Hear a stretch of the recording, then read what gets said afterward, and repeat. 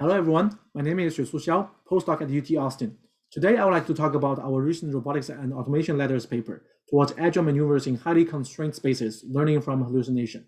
This paper is joint work with Bo Liu, Garrett Wonnell, and Peter Stone from UT Austin, US Army Research Lab, and Sony AI. First of all, I would like to share with you our recent survey paper on using machine learning for motion control in mobile robot navigation. This is a simplified version of a figure from the survey. Let me walk you through this still quite complicated figure to see how roboticists have used machine learning for motion control in mobile robot navigation. At the bottom, you can see a breakdown of classical navigation systems, horizontally from left to right. It starts with a global planning subsystem, which takes in a global goal and perception and produces a local goal. There's also the local planner, which takes local goal from the global planner and produces raw motor commands to move the robot. At the top, we show the scope of learning of each paper within the classical pipeline. So in the horizontal direction, the width of each block represents what classical components at the bottom these learning approaches encompasses. I didn't show the 72 specific papers we surveyed, but list the number of papers belong to each block. And the shade of each block represents the number of papers. Darker blocks mean more papers are targeting at the classical components covered by this block. A vast majority of work approached navigation from an end-to-end manner. On the subsystem level, a small amount of work learned global planning or local planning subsystem. On the component level, there are some work in learning global representation, a very small amount of work on learning global planets parameters, learning local representation, or learning local planets parameters. With all these learning approaches, you may wonder, how well do they work? What are their navigation performance? So we compare the navigation performance of those learning methods to their classical counterparts.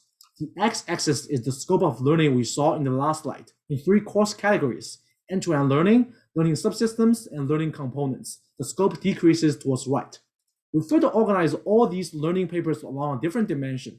The y-axis is the navigation performance compared to classical approaches, including underperformed classical, duplicated classical, and improved classical, so better performance towards up.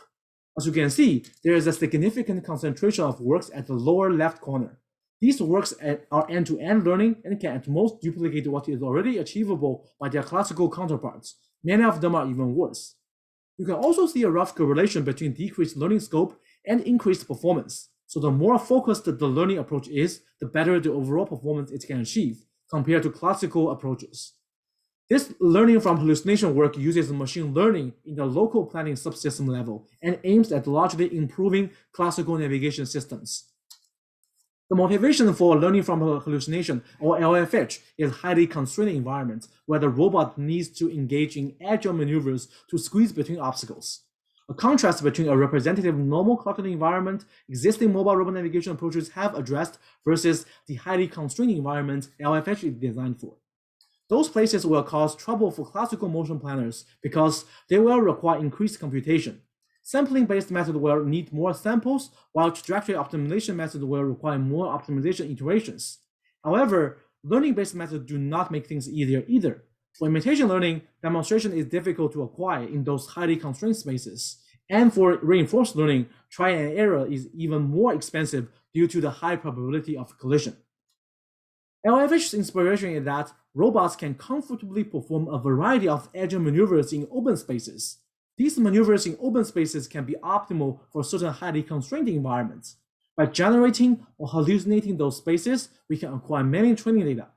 In this talk, I'm going to talk about the hallucination method shown on the left to hallucinate the most constrained enrichable set. We also have another ICRA2021 paper about hallucinating a minimal enrichable set, which will be presented in a different session on Thursday. Feel free to check out our minimal hallucination paper as well. In this paper, we are going to talk about hallucinating the most constrained enrichable set, some notations in motion planning. We are dealing with the configuration space C, composed of obstacles C obstacle and free spaces C free. The robot locates at the current configuration CC and wants to go to the goal configuration CG. The robot can take action U at each time step, such as linear and angular velocities. A sequence of actions comprises a motion plan P. A motion planner is basically a function F that maps from obstacle configuration to an optimal motion plan, given current and goal configuration. The motion planning problem is to find that function F.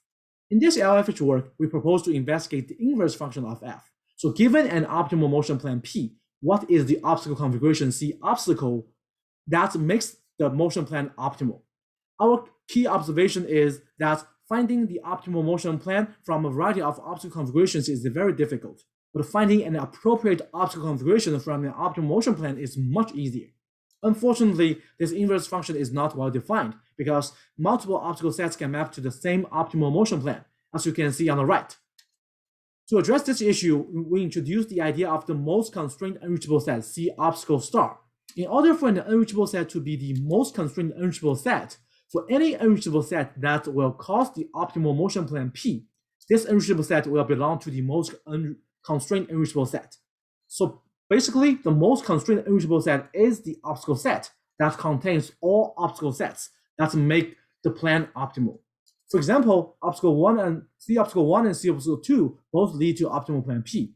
The union of all these obstacle sets with the optimal plan P is C obstacle star. So it is not possible to add even one more single obstacle in the most constrained obstacle set without invalidating the optimal plan P. Then we can train a function approximator, for example, using a neural network to map from the most constrained unreachable set to the optimal plan. The specific instantiation of the most constrained unreachable set can take the form of, for example, LiDAR scans or depth images. But why learning from the most constrained C space would work better compared to just learning from any C space? Let's look at this figure. There is a huge space of all different C spaces. Classical motion planner needs to find an optimal motion plan for each of these C spaces, which can be very difficult. But as you can see, many C spaces match to the same optimal plan, and actually, there are not a lot of optimal plans. In LFH, we only pick the most constrained ones matched with an optimal plan, and it largely shrinks the input space. We can simply hallucinate the most constrained space with an optimal plan, generated from random exploration in free space using a simple function g. During deployment, we use the learned function g inverse to produce motion. To be specific, during deployment, the robot faces a real obstacle configuration, but the robot has only learned how to react to most constrained spaces during training. This is where we utilize the global planner GP in a classical navigation system. The global plan is usually a few rough waypoints the robot should reach in the future, mostly in a lower dimensional space, for example, ignoring orientation. We utilize these rough waypoints on the global path to generate runtime hallucination, and then query our trained G-1 function to produce motion plans during runtime. To deal with uncertainties during deployment, we add Gaussian noise to the produced motion plan and use a forward prediction model to predict where the robot would be after executing the motion. We compute what percentage of the perturbed plans will cause a collision and adjust the speed correspondingly. To sum up, during deployment, we use a coarse global planner GP, a runtime hallucination function H, and a learned neural network model G-1 to produce motion plans. We implemented the LFH idea on a Jackal ground robot. We first tested its performance in the simulated benchmark autonomous robot navigation or BARM dataset we created. The 300 navigation environments in BARM, randomly generated by cellular automata, make sure the evaluation is objective and comprehensive. Each trial is repeated 5 times for statistical significance. In the graph, we ordered the 300 environments based on how long it took to traverse each environment using Jackal's default DWA planner. The shorter, the better. DWA gets stuck at many places because the sampling-based approach requires many samples to eventually find a feasible motion plan to safely go through such highly constrained environments. Therefore, DWA has a significantly longer traversal time, as you can see in the graph. LFH computation is simply creating the runtime hallucination with a global path and then querying a pre-trained neural net, which is not dependent on how constrained the real environment is. We also implemented LFH on a physical Jackal robot in addition to the default DWA. And we also apply a recent behavior cloning approach for navigation and our previous adaptive planner parameter learning from demonstration or AppleD work. So BC directly learns a perception to action mapping from a human demonstration, while AppleD learns how to dynamically adjust DWA parameters during deployment using the same human demonstration. Each variant is executed 5 trials in this highly constrained obstacle course. As you can see, hallucination achieves the shortest average traversal time and the smallest variance. These videos show the LFH performance in a natural cluttered environment. Remember that the robot does not require any human demonstration for the learning, and it has never even seen a real obstacle during training. But during deployment, it can negotiate through those highly constrained spaces. Note how close the robot is to those obstacles in these highly constrained spaces in some of the frames. These places will cause or require classical sampling-based and optimization-based methods a lot of samples and optimization iterations until it can find a feasible motion plan to go through.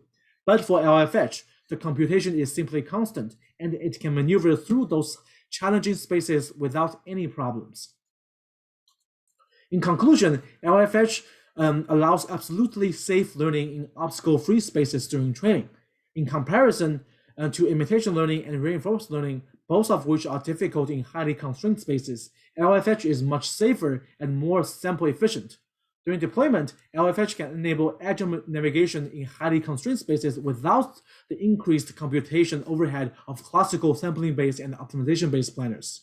LFH utilizes a coarse global path and online hallucination to match deployment scenarios with training distribution. For future work, our hallucinating learning and sober deployment, or HLC, to hallucinate the minimal irreducible set instead of the most constrained irreducible set removes the requirement for coarse global path and online hallucination. Feel free to check out our HLC paper on Thursday. Another interesting direction is to eliminate the need of handcrafting a hallucination function, but use learning to learn a hallucination function in a self-supervised manner. While the current hallucination approaches all look at static obstacles, how to address dynamic obstacles for social navigation also need to be investigated in the future. With this, I conclude my talk, and I'm happy to take any questions from the audience.